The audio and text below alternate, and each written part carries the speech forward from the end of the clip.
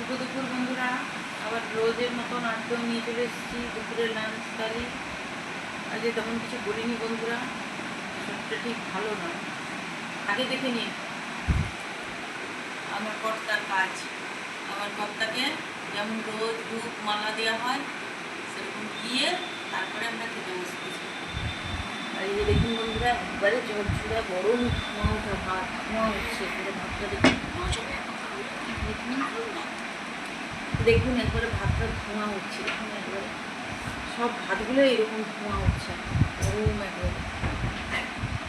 আর করেছি যে বন্ধুরা চিচিঙ্গা ভাজা, পেঁয়াজ দিয়ে চিচিঙ্গা ভাজা করেছি। আর এই যে বন্ধুরা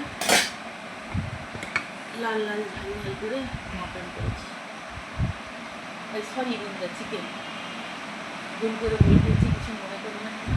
অ্যাকচুয়ালি আজ সকাল থেকে মটন খাওয়ার খুব ইচ্ছে ছিল, কিন্তু এখানে আমাদের এখানে খাসিটা মারেনি বলে তাই আর বাইরেও কোথাও যাওয়া হয়নি ভোট গণনার জন্য।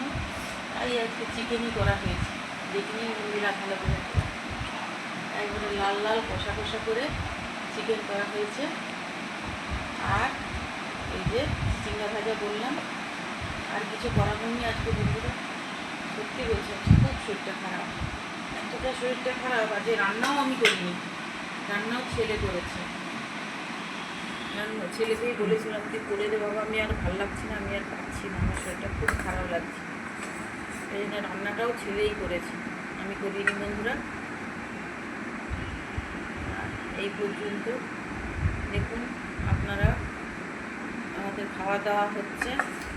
আপনাদের কার কী বাড়িতে রান্না হয়েছে জানাবেন। হয়তো আজকে ভোট গণনার দিনে সবার বাড়িতেই ভালো মন্দ হয়েছে, আমাদের বাড়িতে এই রান্না হয়েছে বন্ধুরা।